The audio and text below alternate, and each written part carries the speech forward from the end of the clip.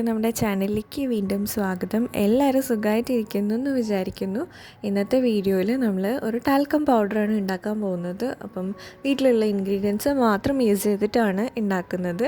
അപ്പോൾ ഇതിന് വേണ്ടിയിട്ട് ഫസ്റ്റ് എടുത്തിരിക്കുന്നത് കോൺഫ്ലവർ ആണ്. അപ്പോൾ കോൺഫ്ലവർ 1 സ്പൂണാണ് എടുത്തിരിക്കുന്നത്. കോൺഫ്ലവർ എന്ന് പറഞ്ഞാൽ ചോളത്തിൻ്റെ പൊടി. ഇനി നമ്മൾ എടുക്കുന്നത് അരിപ്പൊടിയാണ്. അരിപ്പൊടിയും ഞാൻ 1 സ്പൂണാണ് എടുത്തിരിക്കുന്നത്.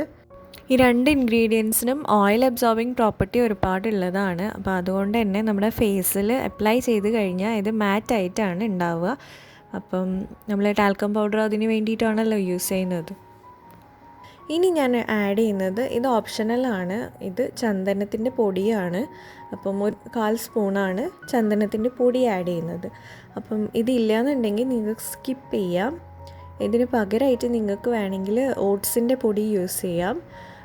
പക്ഷെ ഇതിനൊരു സ്മെല്ലുണ്ടാവുമല്ലോ, അപ്പോൾ അതിന് വേണ്ടിയിട്ടാണ് ഇത് ആഡ് ചെയ്യുന്നത്. അപ്പോൾ ഇത് മൂന്നും കൂടെ നല്ലപോലെ മിക്സ് ചെയ്യുക.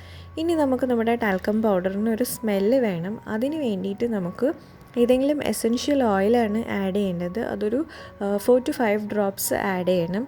അതായത് ഒന്നുകിൽ നമുക്ക് ലാവൻഡർ ഓയിൽ യൂസ് ചെയ്യാം, ലാവൻഡറോ അല്ലെങ്കിൽ ജാസ്മിനോ അല്ലെങ്കിൽ ചന്ദനോ, അങ്ങനെ എന്തെങ്കിലും നല്ല സ്മെല്ല് നിങ്ങൾക്ക് ഇഷ്ടപ്പെടുന്ന സ്മെല്ലുള്ള എസെൻഷ്യൽ ഓയിൽ കയ്യിലുണ്ടെങ്കിൽ അതും കൂടെ ആഡ് ചെയ്യാം. അപ്പം നമുക്ക് പുറത്തുനിന്ന് മേടിക്കുന്ന അതേ പൗഡർ തന്നെ ഉണ്ടാക്കാൻ പറ്റും.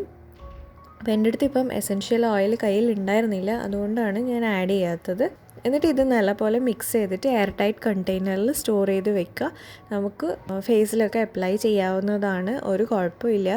സാധാരണ ടാൽക്കം പൗഡർ പോലെ തന്നെയാണ് ഇതും.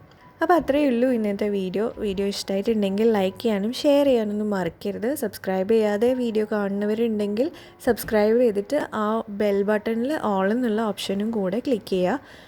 അപ്പോൾ നമുക്കിനി വേറൊരു വീഡിയോയിൽ കാണാം. അതുവരെ ബൈ.